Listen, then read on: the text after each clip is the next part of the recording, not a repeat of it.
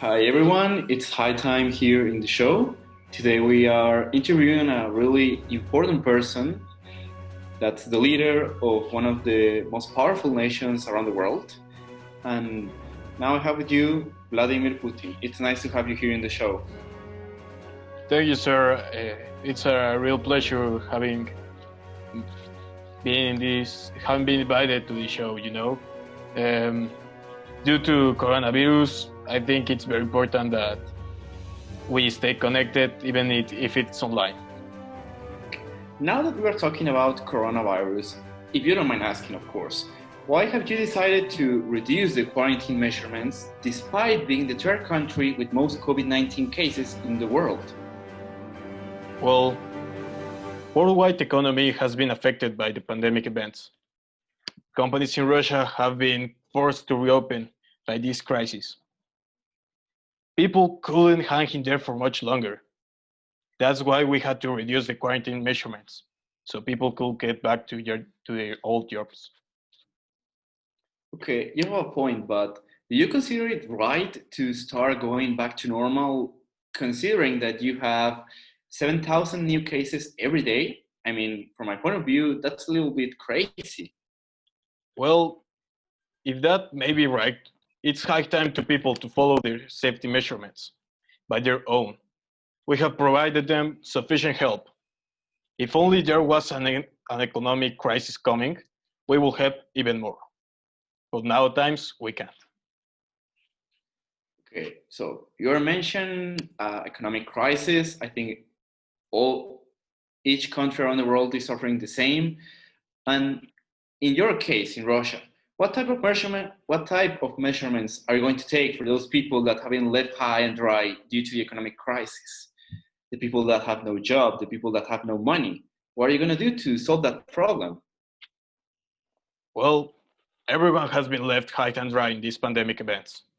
Citizens can and should go back to work to stabilize our economy, and we will help them in any case that we can. Okay, that's a good question. But I'm not the only one that's criticizing the way Russia has taken the pandemic. President Donald Trump himself said he criticized the way you and your country have managed the pandemic events. What have you have to? What can you say about that?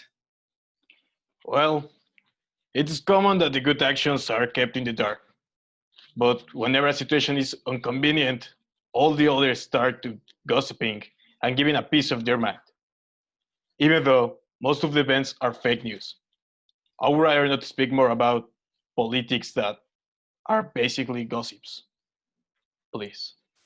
Okay, now that you talk about keeping things in the dark, some people, not only me and not only Trump, affirm that you and your government have been keeping the true number of infected people in the dark. Is it true? Well, I wish that even I could know the real number of infected people that Russia has, So you're even saying though that the number you think you have is not quite certain. You're not 100% sure. we have those evaluated every month. But I still don't know if those numbers that they are giving to me are 100% sure. Because every day there are even more and more cases, and some people aren't even showing that they are infected. Okay. Well, Mr. Putin, I really thank you for your time. You answered these questions really good, and I hope you and your country can do better. I hope everything's okay. Thank Thank you, you. and thanks for inviting me to this question. Okay. Thank you. Sure.